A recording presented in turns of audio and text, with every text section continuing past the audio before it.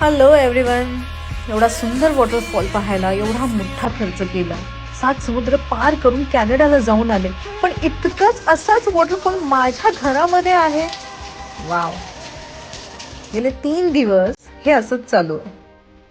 मी दिवसभर बाहेर असते, काम करते, थकून घरी येते आणि हे सगळं पाहून मी साफसफाई करत बसते.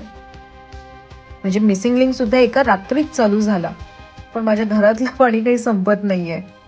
आय एम रिअली टायर्ड नाव. म्हणजे मला खरंच कळत नाहीये, नजर आहे, पाऊस आहे, एक्झॅक्टली काय आहे. मला कमेंटमध्ये सांगा.